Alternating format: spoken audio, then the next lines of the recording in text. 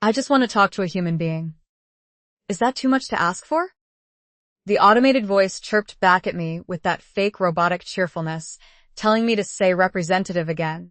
I pinned the phone between my shoulder and my ear, grimacing as I shoved a pile of navy blue socks into the washing machine.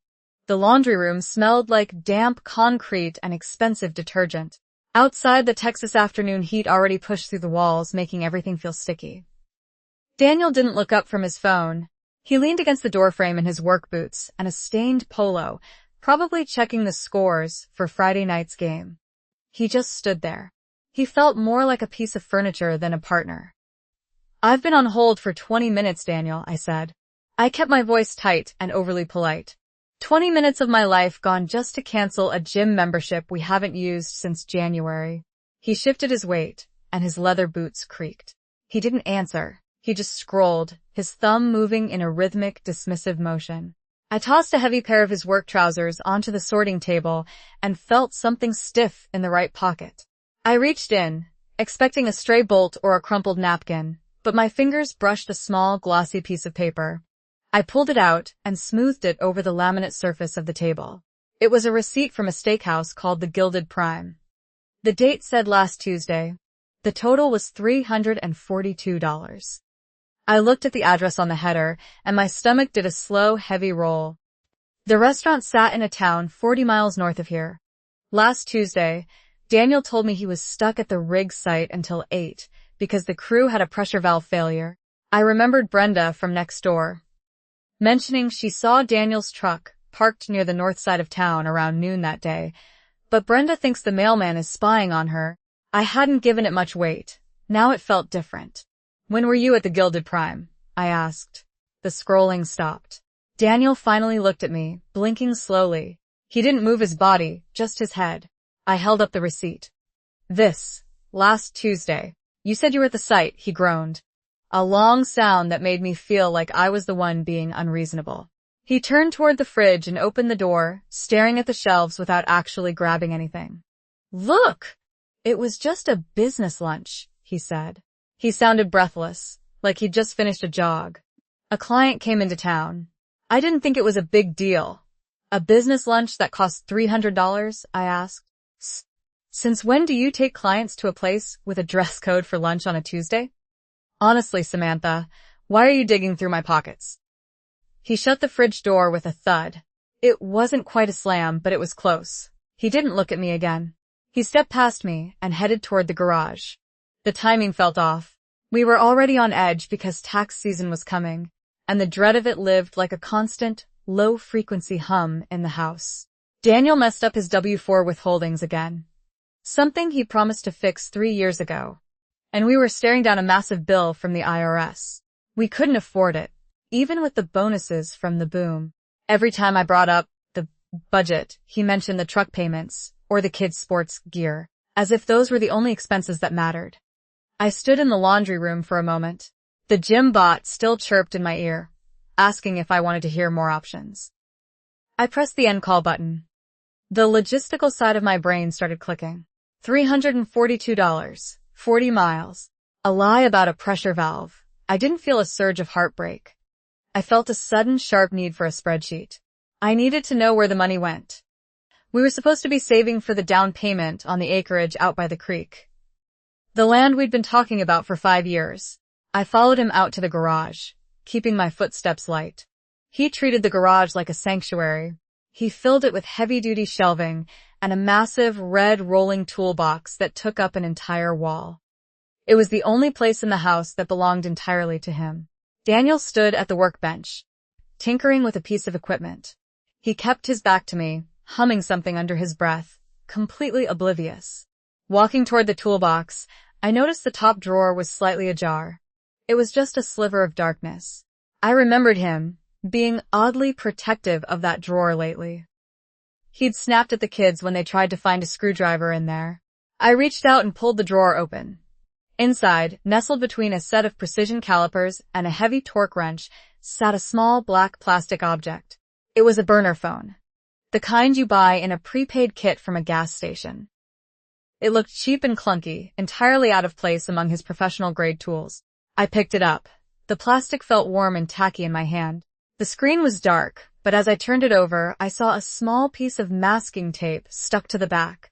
Someone had scribbled a name on it in black ink. I didn't gasp.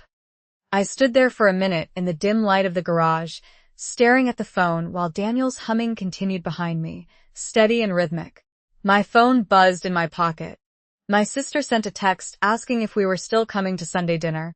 I didn't reply. I gripped the burner phone tighter and waited for him to turn around. Daniel turned around slowly, his boots scraping against the concrete. He didn't look surprised. He just stood there with his shoulders slumped, his eyes drifting from my face down to the small black phone in my hand. "What are you doing in my toolbox, Samantha?" His voice sounded flat, almost bored. I held the phone up so he could see the piece of masking tape with the handwritten name. "Whose name is this? Why did you hide a burner phone under your calipers?" Daniel sighed. He rubbed the back of his neck and stared at a stack of oil drums in the corner of the garage. "It's just a work thing," he said. He sounded breathless, like he was running out of air. "Of the guys on the rig don't want to give subcontractors their personal numbers. It's a tool, Sam. Like a wrench." "A tool with a name on it," I said. "Since when does a wrench need a prepaid data plan?" He stepped closer. He didn't touch me, but he crowded my space and gave me that look of exhausted patience. "You're overthinking this. You're doing that thing again where you take one detail and turn it into a federal case. I've been working 12-hour shifts. I come home and find my wife digging through my drawers." He didn't explain the name. He just shifted the focus to my behavior. I stood there with the tacky plastic of the phone sticking to my palm, feeling a sudden itch of uncertainty. Maybe I was being erratic. The stress of the IRS bill had me on edge for months. I'd been waking up at 3 a.m., calculating interest rates in my head because he messed up the W-4 withholdings. Earlier that day, Mrs. Gable from next door had mentioned she saw a strange car in our driveway while I was at work, and I'd spent 3 hours wondering if it was a sign of something. Though Mrs. Gable gossips about everyone's lawn height. "I'm not overthinking a secret phone, Daniel. Just put it back," he said. He turned his back to me and started wiping down the workbench with a rag. "I don't have the energy for this today." I didn't put it back immediately. I watched him, noting how he refused to look at me. Eventually, I slid the phone back into the drawer and shut it with a click. I didn't argue. If I pushed, he would just shut down or call me unstable, and then I'd spend the next 3 days apologizing. Walking back into the house, I found the living room in a mess of half-packed boxes and sports gear. Our youngest, Leo, sat on the rug trying to glue a broken plastic dinosaur back together. He looked up at me. "Mom, are we still going to have the creek house this summer?" The question felt like a physical weight. We'd talked about that acreage for 5 years. It was the goal, the only reason we tolerated the boomtown chaos and the long hours. I knelt beside him, my knees popping. "We're still working on the paperwork, honey," I said. I didn't know if that was a lie. If the down payment money was gone. I didn't know how to tell a 7-year-old that his fishing hole was disappearing because his father couldn't manage a tax form or was spending their future on something else. I didn't want to poison the kids against him, but the math didn't add up. An hour later, the doorbell rang. Miller, one of Daniel's college frat buddies, stood there. He was a loud, barrel-chested man who still dressed like he was 22, wearing a branded polo and a gold watch that probably cost more than my car. He'd stopped by to drop off gear for the Friday night game. "Hey, Sam, you look stressed," Miller boomed. He stepped into the entryway without waiting for an invitation. "Daniel told me you've been a bit high-strung lately. You gotta relax. Take a spa day or something." I looked at Miller, then at Daniel, who leaned against the kitchen counter sipping a beer. Daniel gave Miller a small, knowing nod. "She's just worried about the taxes," Daniel said. Miller laughed. "Man, taxes are just numbers. Daniel's a straight shooter. He's got everything under control. You just gotta trust the man." The way Miller said it, that blind loyalty, made me feel like I was losing my mind. They had a coordinated front. Daniel and his friends created this bubble where Daniel was the hero and any question I asked was just stress. I felt a wave of isolation so cold it made me shiver in the Texas heat.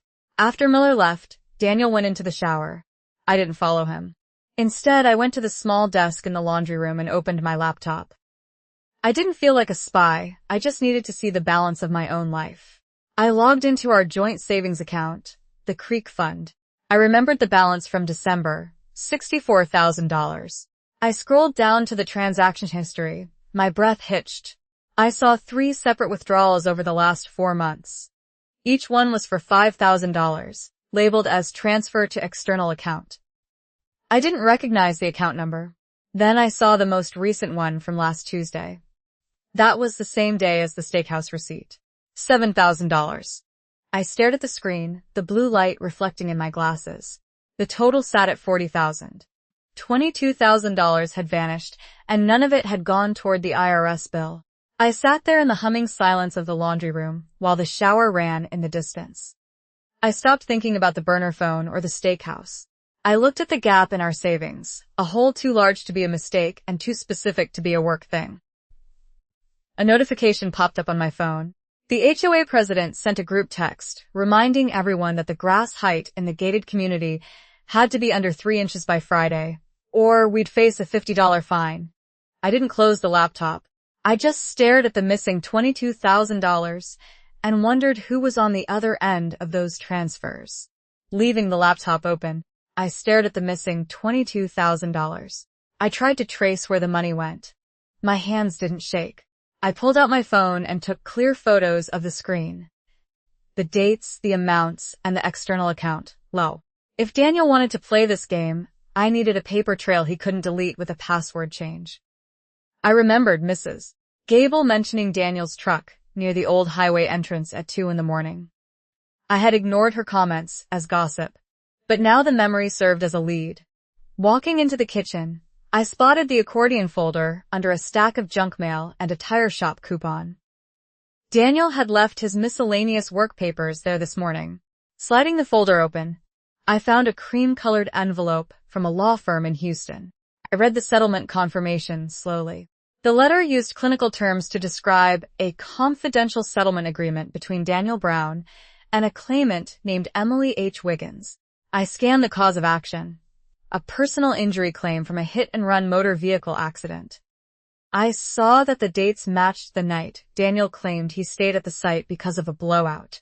The settlement totaled a massive sum, structured into monthly installments. I noted that the $5,000 transfers in the bank records matched the schedule.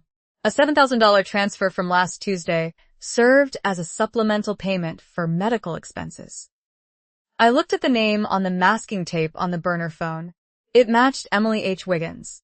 Gripping the paper until it crinkled, I sat on a kitchen stool. He had hit someone with his truck, fled the scene, and paid her off in secret. He used the money for the Creek house to buy his way out of a prison cell. I heard the front door open and close. "Hey," Daniel called out. He sounded tired. I heard his keys hit the entryway table with a metallic clatter. I stayed still. I left the letter lying flat on the granite countertop next to the tire coupon. Entering the kitchen, Daniel stopped. He looked at the mail first, then his eyes hit the cream-colored paper. I watched his shoulders hike up toward his ears. He turned to me, his face pale. His fingers twitched as he rubbed the back of his neck. He started. He stopped, cleared his throat, and looked at the fridge. "I mean, honestly, Sam, it wasn't like that." "Not like what, Daniel?" I asked. My voice stayed flat. "Not like you hit a woman and left her in the road? Not like you stole $22,000 from our kid's future to keep yourself from going to jail?" He stepped toward me without reaching. His boots scuffed the floor as he shifted his weight. "It was an accident," he said. He sounded breathless. "It was dark. I panicked." "I didn't think. You thought about it every time you transferred $5,000. I said. "You thought about it every time you looked at Leo and told him we were still getting that land." He sighed, a long, jagged sound. Turning away, he opened a kitchen cabinet and stared at the stacks of plates. "I was trying to protect us," he muttered. "If the company found out, they'd fire me. We'd lose everything. The house, the trucks, everything." "We already lost the land," I said. He didn't answer. He just stood there with the cabinet door open. I stood up and walked past him toward the laundry room. "Where are you going?" he asked. "To the computer," I said. Returning to the desk, I logged back in. I needed to know the balance of my personal savings account. The one he didn't have the password for. Opening a new spreadsheet, I listed the IRS debt from his W-4 error, the remaining truck payments, and the cost of Leo's soccer league. I added the current balance of the Creek Fund. The red numbers on the screen highlighted the deficit. With the IRS bill and the settlement payments, we were sliding toward a financial cliff. I looked at the photo of the kids on the desk. I felt my phone buzz. A text from my mother-in-law asked if we were coming over for Sunday brunch. After staring at the message for a minute, I left it unanswered. Opening a new tab, I searched for divorce attorneys in the county. I printed the settlement letter and the bank statements, then slid them into a folder at the bottom of the laundry hamper. I pushed the heavy laundry hamper back into the corner of the room. I stayed there for a second and listened to the house.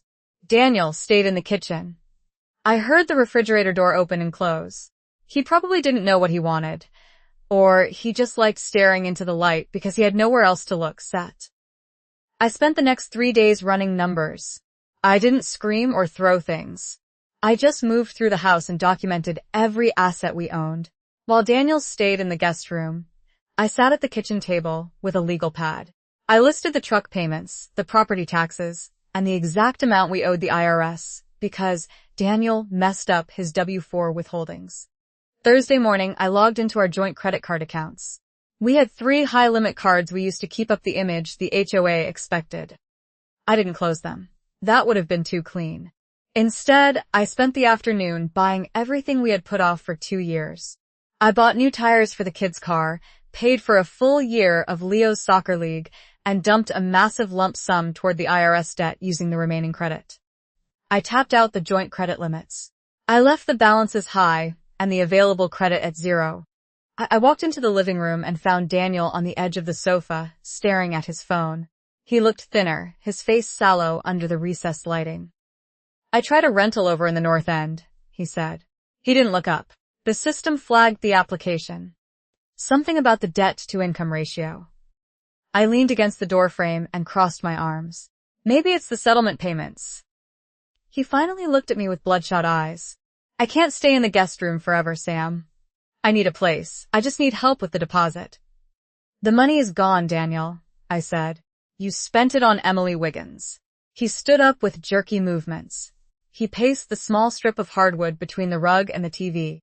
"I'm trying to make this right. I'm still paying her. I'm still paying the government. I didn't think the credit would be this tight." "That's what happens when you don't check the math," I replied. I found the legal battle over the house the most grueling part. My attorney, a sharp woman who didn't waste words, told me our 2.8% interest rate was the most valuable asset we owned. She warned me that losing that rate would be financial suicide in this market. I fought for the deed for 6 weeks.